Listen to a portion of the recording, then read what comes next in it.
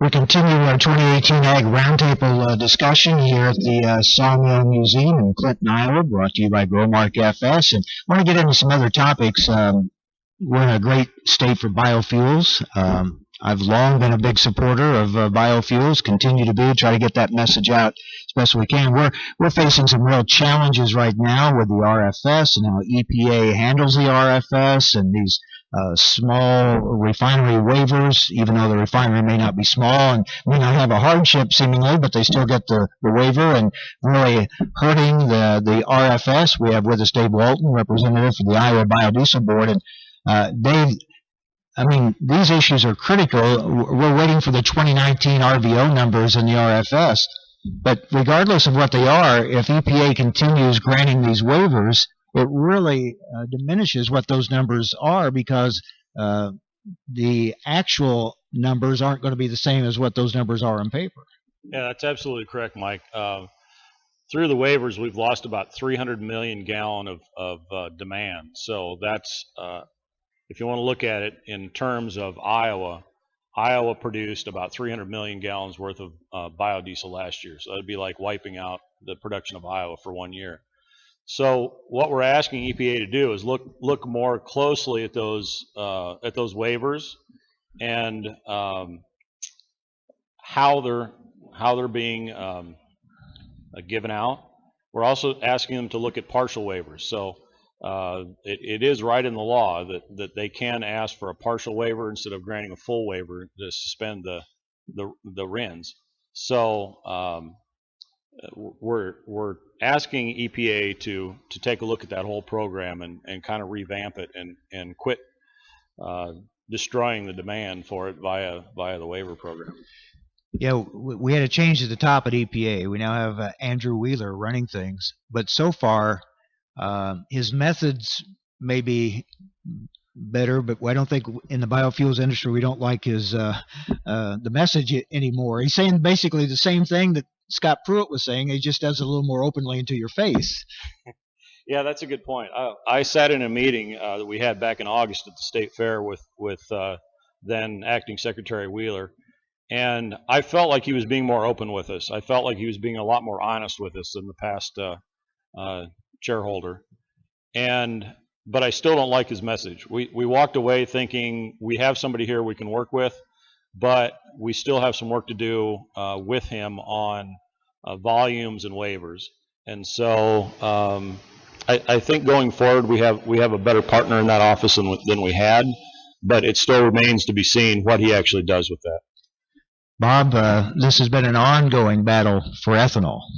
Yeah, the biggest frustration has been with the RFS and the small refinery waivers, and there's been even as Andrew Wheeler has taken over as EPA director, there's been a frustration level in the messaging of the reasoning behind the exemptions and the way they're doing them.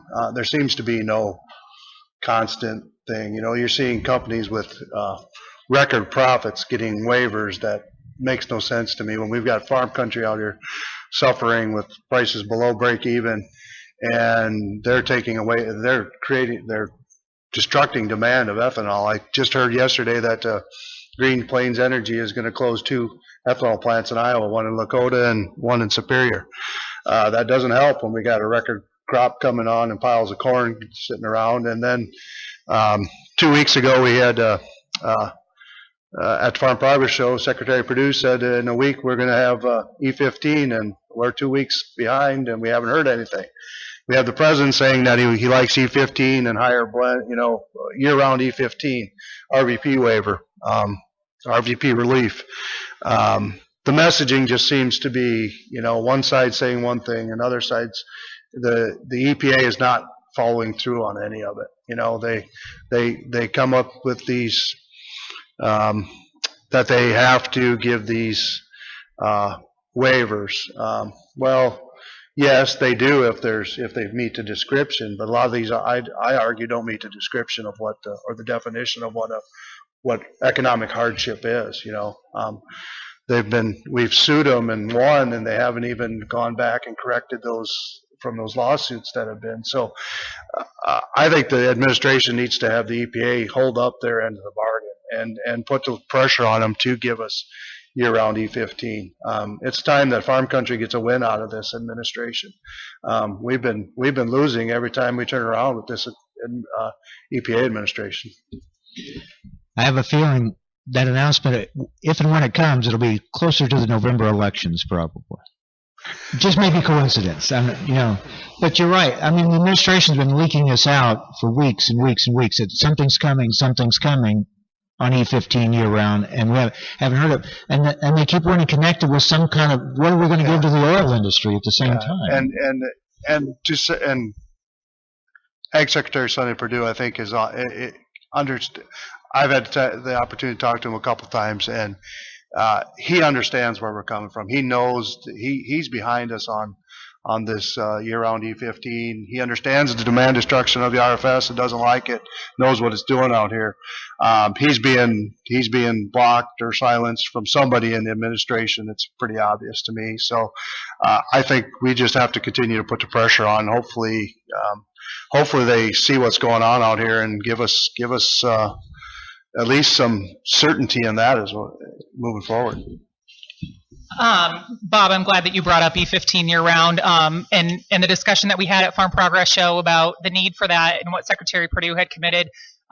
Secretary Nag and I were with him again last week, and Secretary Nag took the opportunity to ask him, since we were a week behind when we thought we might be getting that. And the message that was delivered was that they went back to the president, gave him a proposal, and it was delivered loud and clear that there is no deal to be made between our industry and the refiners. So I think it's a credit to you and to the biodiesel board and to others who have met with them and said, listen, the small refinery waivers have to go, and we need some transparency, and we need E15 year-round. We've given what we're going to give, and that has been communicated very clearly.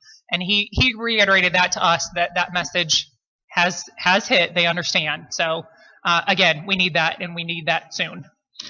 Dave, I also want to mention, I'm always amazed at the biodiesel industry, how you have dealt with this on-again, off-again tax incentive, as well as the RFS issues. I mean, your industry has shown over and over, if given the chance, you'll not only meet levels of production goals that are set, but exceed them.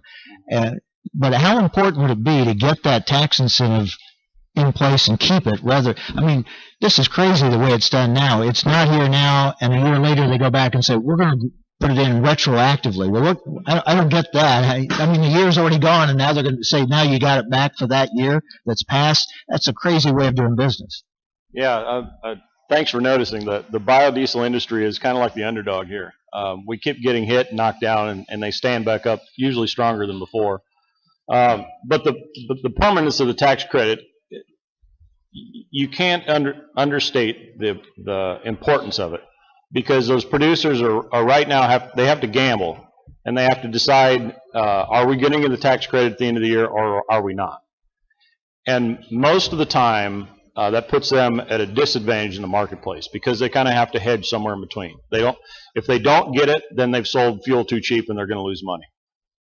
If they do get it, then it's going to be sort of a windfall at the end of the year that they didn't know was coming. So it would be similar to me selling grain and saying, okay, I'm going to sell it for $8, but it might be $9, it might be $7.